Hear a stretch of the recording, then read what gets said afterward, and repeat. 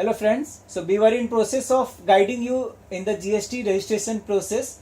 In the previous part of this video we discussed about eligibility requirement. We saw what are the forms which are there for application of GST, what are the eligibility requirement for GST.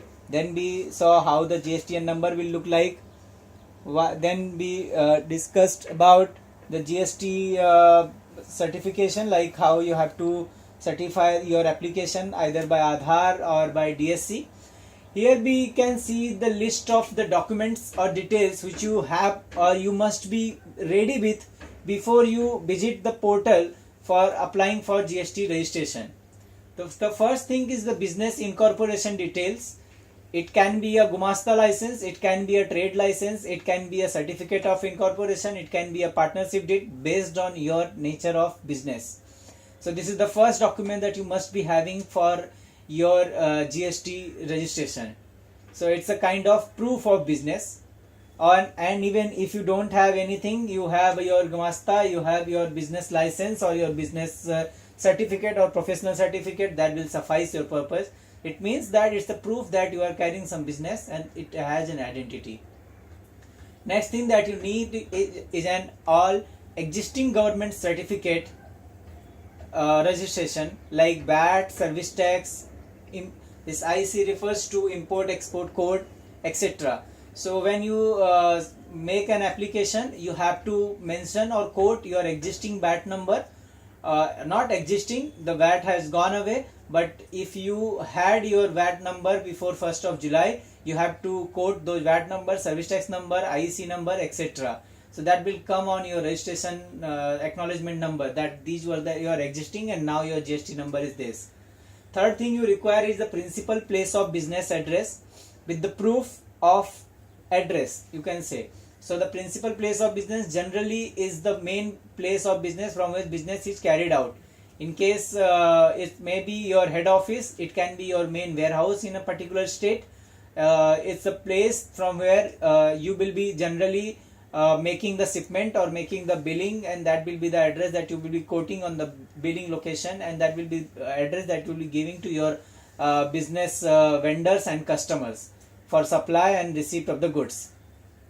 So, and you must be having the certificate, either share certificate of the property or an agreement or stamp duty paper, something that can prove that you have the ownership or you have the right or title over the property.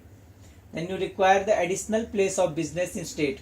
In many cases it will happen that you may be having the separate or several places from where you must be carrying the business, and in a single state you may be having more than one place of business. You have to take one place as a principal place of business, rest of places will fall under additional place of business. So there is a tab under GST registration, that is additional place of business. In that you will mention all the addresses from where you carry the business in the state, and you also have to mention there whether that property is a listed property or a owned property. So that detail need to be mentioned, but right now there is no documentation uploading requirement there in for additional place of business. Then next document that you require is a list of promoters, directors and partners, etc. Or you can say the sole proprietor detail.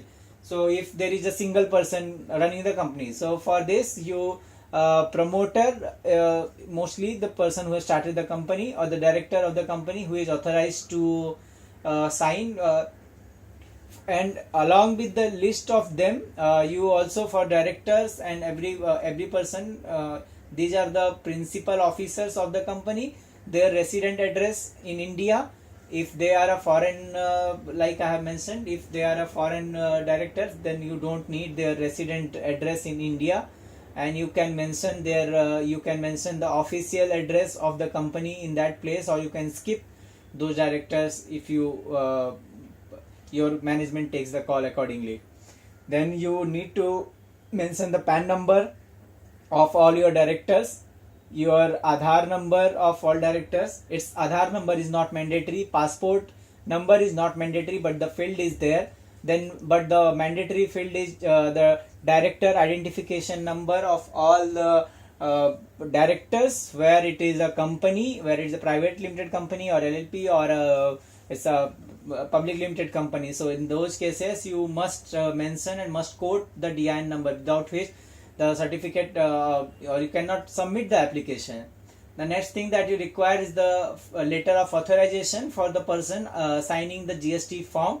That person either can be a director or he can be a managerial person from the company to whom company would like to authorize for carrying all the GST, like submission of forms and giving of reply online or making changes to registration. So for all these things there should be an authorization from the board of directors or the promoters or the person who is having the ownership of business for signing the GST registration form, and that either the you can say the authorization letter or you can say the letter of board of directors meeting along with supporting board resolution, that need to be uploaded on the GSTN portal along with the name of those person, with the list of authorization person.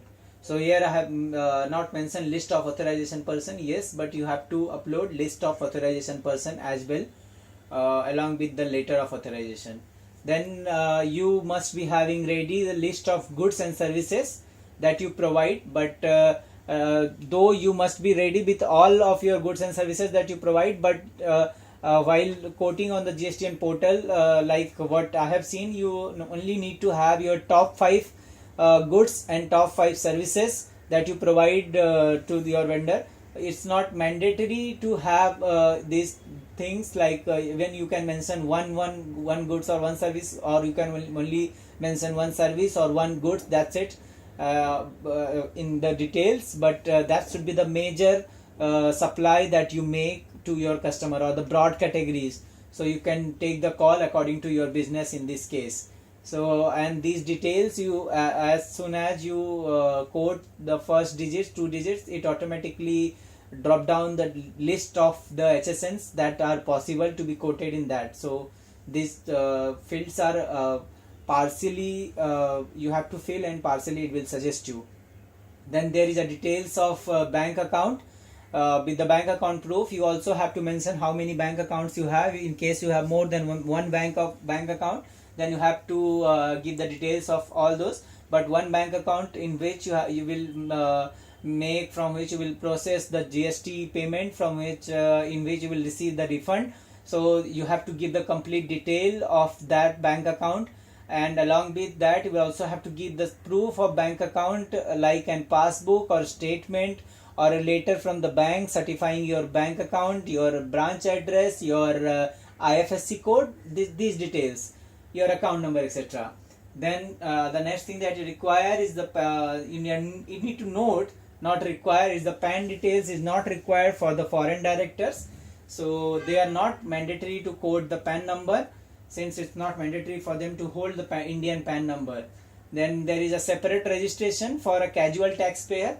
If there is a under provision, there are some cases where the person is not into permanent business, but due to the amount or the quantum of transaction, he is required to take the registration and need to deduct TDS or need to charge TDS. In that case, he can while making an application, he can make that application under temporary registration, and while making the registration at the same time, he can also generate the challan for the payment and make the payment at the same time when he apply for the registration. So that registration will be one time registration, and that registration will get over once the transaction for which it been taken gets over. For registration, you can visit this site, that is reg.gst.gov.in/registration. On this page you will have to enter your under what capacity you are making this registration, what are your details, mobile number, OTP, your addresses, etc. These are the basic details that we discussed in previous video. Then if you are still you have some confusion apart from this also, and that needs clarification, then either you can call at GST helpline number. There are the people who will assist you in that. The number is 0120488899. You can also visit gst.gov.in/help/registration. There are the detailed and in brief description about how you have to move and how you have to do the GST registration. I hope and I believe that these details will help you to go for registration, and your all query or concern about registration must have been resolved by this details that have been provided. So see you soon. Till then, goodbye.